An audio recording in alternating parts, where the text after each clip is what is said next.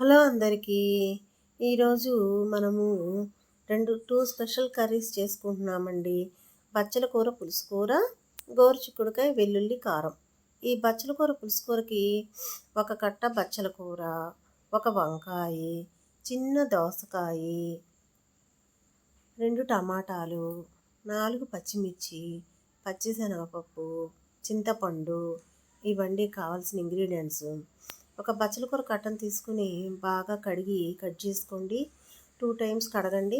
ఆ తర్వాత దానిలో వంకాయలు, చిన్న దోసకాయ ముక్కలు, ఒకటో టమాటాలు, పచ్చిశనగపప్పు,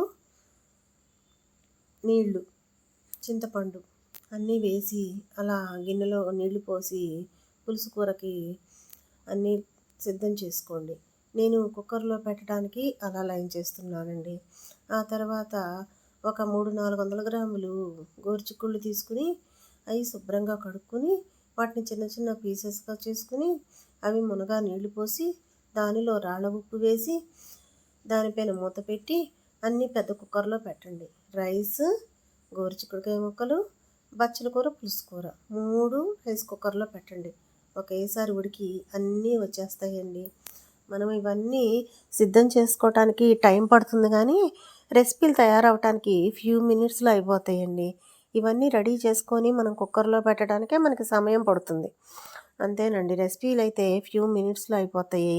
గోరుచిక్కుడుకాయ రెసిపీ చాలా ఈజీగా, కానీ బచ్చల కూర, పులుసు కూర కానీ చాలా ఈజీగా అయిపోతాయండి. ఎప్పుడైనా ఆకుకూరలు ఒక ఆకుకూర వేసి టమాటా వేసి పచ్చిశనగపప్పు వేస్తే అంత బాగోవండి. కొంచెం చిన్న దోసకాయ, ఒక వంకాయ ఇట్లా యాడ్ చేస్తేనే చాలా టేస్టీగా ఉంటుందండి.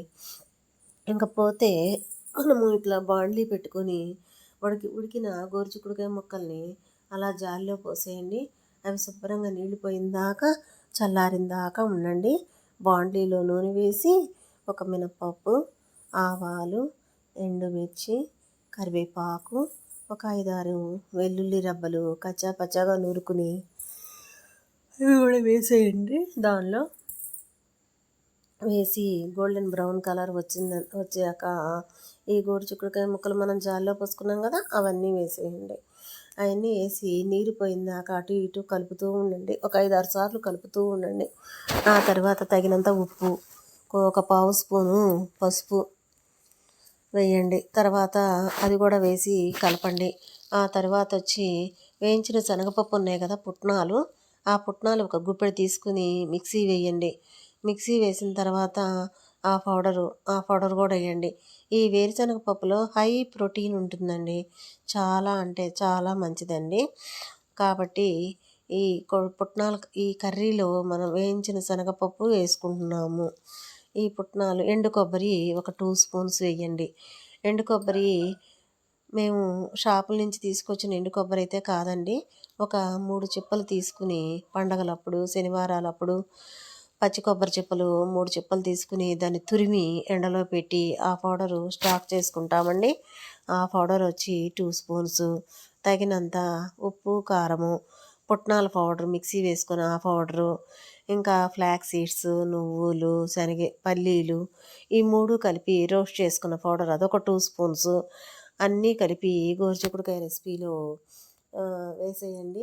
బాగా ఒక 5-6 సార్లు మంచిగా గోరుచిక్కుడుకాయ ముక్కలకు పట్టేటట్టుగా ఒక 5-6 సార్లు కలుపుతూ ఉండండి. మీ మంట మటుకు లో ఫ్లేమ్లో పెట్టండి. ఈ గోరుచిక్కుడుకాయలో ఫైబర్ పుష్కలంగా ఉంటుందండి. కొత్త కణజాలం ఏర్పడటానికి ఫోలిక్ యాసిడ్ అత్యధికంగా ఉంటుందండి. అన్నిట్లో కంటే ఫోలిక్ యాసిడ్ ఉంది దీనిలోనేనండి. తర్వాత ఐరన్ కూడా బాగా ఉంటుందండి. కాబట్టి వారానికి ఒక రోజైనా గోరుచిక్కుడుకాయ కూర తినండి. కొత్త కణజాలం ఏర్పడటానికి తోడ్పాటునివ్వండి. అదేనండి ఇంకా గోరుచిక్కుడుకాయ రెసిపీ. దీన్ని వేడి వేడి అన్నంలో ఫ్రై కదండి, వేపుల్లాగా పెట్టుకుని తినండి. కలుపుకున్నా కూడా బాగుంటుంది, వేపుల్లాగా తిన్నా కూడా బాగుంటుంది. మీ ఇష్టం అండి. మీ టేస్ట్కి తగ్గట్టుగా మీరు చేసుకోండి. ఆ తర్వాత వచ్చి మనకి ఇంకా బచ్చల కూర, పులుసు కూర అండి. మనం ఆల్రెడీ ఇందాక కుక్కర్లో పెట్టుకున్నాం కదండి బచ్చల కూర, పులుసు కూర. ఇంకా దాన్ని తీసుకుని గిన్నె ఇంకా ఒక గెంటితో బాగా 4-5 సార్లు అటు ఇటు ఎనపండి. బాగా ఎనిపిన తర్వాత ఇంకా మనం దానిలో దోసకాయ ముక్కలు అక్కడక్కడ కనపడుతూ ఉంటాయండి. టమాటా అయితే పేస్ట్ అయిపోతుంది. వంకాయ కూడా కొంచెం టమాటా అయితే ఉడికిపోతుందండి. వంకాయ ఏమో గ్రేవీలాగా ఉంటుంది.